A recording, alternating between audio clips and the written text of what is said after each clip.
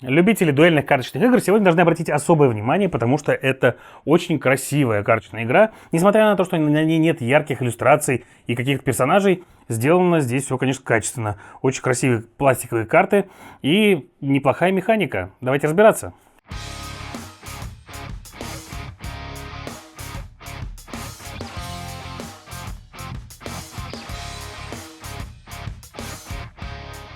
Итак, всем привет, с вами Юра, вы смотрите Geekmedia. На столе у меня сегодня вот такая маленькая коробочка, вот такая вот, с блестящими всякими матричными штучками. Называется она Compile. И это первая коробочка из серии коробочек, в которой два игрока выступят в роли искусственных интеллектов, которые пытаются скомпилировать некоторые понятия. Игра строится на том, что у вас будут параллельные столбцы карт, то есть вы будете выкладывать карты себе в эти столбцы. И вам нужно будет набрать больше карт здесь по значениям, чем у оппонента. И если вы набираете достаточное количество, вы переворачиваете вот эту свою карточку на другую сторону. Как только вы перевернули все свои три карты, вы побеждаете в игре. Но это если брать совсем банально и базово. Конечно, правила в игре всего на 2 странички, но в игре кроется глубина именно с самого ее начала. И вот об этом я вам сейчас расскажу. Давайте разбираться, как играть в Compile.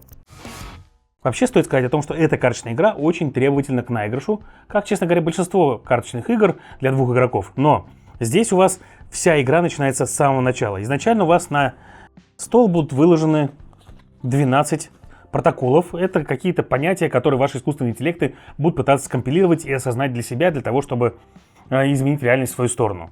И вот именно с этого момента уже начинается игра. Игроки по очереди разберут себе до 3 понятий, то есть одну берет один игрок, другую другой игрок и так далее.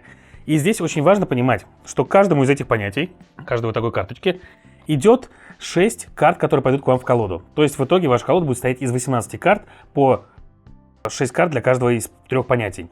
И у этих карт сразу подписано изначально, что они в принципе будут делать. Вот, например, у нас гравитация. Она позволит передвигать карты, переворачивать карты и добирать карты.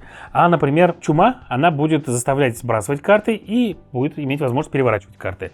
В итоге оба игрока будут иметь по 3 карты перед собой, выложенные вот таким вот образом, и по 18 карт в колоде. Каждая карточка, которая пойдет к вам в колоду, относится к тому понятию, которое вы взяли, то есть к тому протоколу.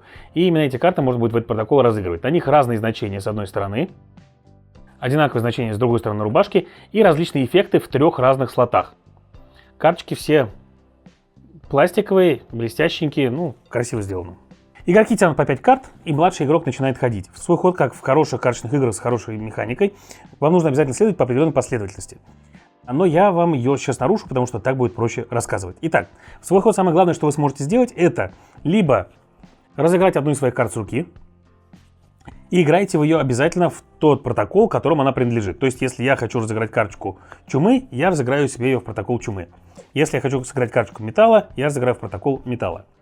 Либо вы можете не ходить в свой ход и добрать до 5 карт, если у вас их, соответственно, меньше 5. После этого вы передадите ход другому игроку. Если у вас было карт на конец хода больше, чем 5, вы почистите кэш и сбросите до 5 карт. Важный момент в том, что в начале хода, каждый ход, вы будете проверять сначала несколько моментов. Если у вас окажется, в данном случае вот так вот, например, в 2 столбцах больше, чем у вашего оппонента, вот эта специальная карточка перейдет к вам, и вы ее оставите себе. Это такой маленький минорный бонус, который поможет вам при осуществлении некоторых действий. Либо, если у вас в одном столбце оказалось 10 в сумме карт, и при этом, то есть, например, вот так вот, и больше, чем у оппонента, вы имеете право вместо своего хода полностью сделать так называемую компиляцию и за это перевернуть вот эту карточку. Компиляцию можно будет делать несколько раз подряд. За лишней компиляцией одной и той же карты, которую вы уже делали, вы будете воровать карты у оппонента из колоды и сможете применять их у себя. И лишать его полезных карт. Там может, например, выпасть вам 5, которая ему была бы очень важна. Но, с другой стороны, лучше сконцентрироваться будет на других 2 столбцах и скомпилировать их. При этом, когда вы компилируете столбец, все карты с вашей стороны и со стороны оппонента уходят в сброс. И вот, как говорится, дьявол кроется в деталях. В этой игре все самое важное кроется в самих картах. Механика, как вы поняли, очень простая, но вот то, что творят карты разных протоколов, будучи смешанными в вашей колоде, это необычно и интересно. В частности, вы сможете разыгрывать карты с большой силой, либо разыгрывать карты в закрытую с меньшей силой. При этом важный момент, что карты всегда закрывают друг друга, кроме верхней части. То есть, если я сыграл карту с каким-то пассивным полезным эффектом, который, например, у меня работает в конце хода, например, вот эта карточка, да, она пошла вот у меня сюда вот. И она говорит, что В конце каждого моего хода мой оппонент будет сбрасывать одну карту из своих лежащих вниз лицом. Это все здорово и замечательно, но если я только сыграю сюда еще одну карту, которая ее закроет, этот эффекта больше не будет. И поэтому мне нужно думать о том, как все это будет работать. Иногда, наоборот, я буду играть карты в закрытую, чтобы потом какой-то картой перевернуть ее и сработал ее средний эффект. Например, вот у этой карты эффект говорит: передвинь свою одну другую карту. И, например, у меня лежала здесь карточка, я перевернул эту карту, или разыграл ее даже, и вот эту карту переместил вот сюда. И за счет этого мне сработала комба, которая мне дает здесь уже, как вы понимаете, больше 10. Если у оппонента там меньше 10, то в следующий ход я смогу сделать компиляцию. И вот этих вот эффектов здесь достаточно много. Есть различные эффекты, которые позволяют вам, когда вы играете карту, заставлять сбрасывать оппонента карты. А при этом у вас может лежать другая карта, которая говорит: каждый раз, когда оппонент сбрасывает карту, вы карту тянете. И добирать карты здесь тоже очень важно. По одной простой причине, что потратить ход на то, чтобы добрать карты, это может быть больно. За это время ваш оппонент может наделать всяких делов. Но если у вас есть эффекты, которые позволяют вам карты добирать, как в частности, например, вот здесь вот, да, в скорости у нее один из основных эффектов этой колоды — добирание карт и разыгрывание дополнительных карт, то вы можете чувствовать себя богом, никогда не уходя в обновление и добирание карт лишних. Каждая колода играет немножко по-разному. Их смеси — это как раз то, что вам предстоит выяснить в процессе игры, и как раз это то, про что я говорил, когда говорил о том, что игра очень требовательна к наигрышу. То есть, чем больше вы знаете колоды, чем больше понимаете, как они работают, тем лучше вы будете понимать, как каждая колода работает друг с другом, и тем лучше вы будете показывать себя в том же самом драфте, то есть в первоначальном наборе именно самих протоколов. А так, игра очень простая, играется быстро, но иногда партии, конечно, могут затянуться, если вы с вашим оппонентом перетягиваете канат туда-сюда. То есть, если вы понимаете, что у вашего оппонента лежит десяточка, и вы очень близки к тому, чтобы там добить до десятки, возможно, туда стоит сыграть карту, в том числе в закрытую.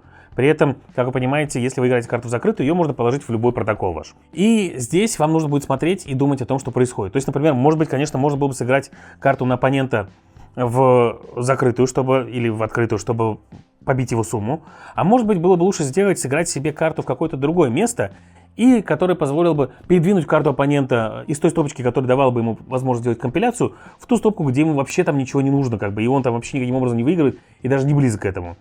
Это было бы неплохим эффектным шагом, который бы вашего оппонента удивил. Поэтому это игра, в которой можно делать много различных комбо-вомбо. Вы можете разыгрывать карты в разной последовательности, следить за оппонентом, что делает он, стараться портить жизнь ему или, наоборот, налаживать свою жизнь. Каждая колода позволит вам немножко делать это по-разному. Какие-то колоды более агрессивные, какие-то более тактические, а какие-то колоды позволяют вам просто массово и накидывать большие числа к себе и смотреть, что оппонент будет делать с этим. Но у него, конечно, будут свои сюрпризы в рукаве, потому что его карты позволят с вашими картами и с своими картами тоже творить всякую дичь. Так что если вы заинтересованы в интересной карточной игре, которая не занимает много места на столе, при этом имеет огромный потенциал для реиграбельности, но с учетом того, что вы играете вдвоем и желательно наигрываете ее именно с вашим оппонентом или играете с игроком того же уровня опыта в этой игре, как и вы, то вам будет интересно в это поиграть, посмотреть, похитрить, поперетягивать канаты и подумать о том, как вашего оппонента можно объегорить в том или ином моменте. Ну и, конечно, для тех, кто просто любит исследовать игры и те возможности, которые они могут давать,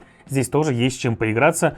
Как я уже сказал, самих протоколов в игре 12, а их комбинаций я даже не смогу, наверное, вам посчитать, потому что я не компьютер и не искусственный интеллект. Так что в копилочку дуэльных игр и в наш плейлист с дуэльными играми добавилась еще одна неплохая коробочка. И это все на сегодня. С вами был Юра, вы смотрели Geekmedia. Всем пока!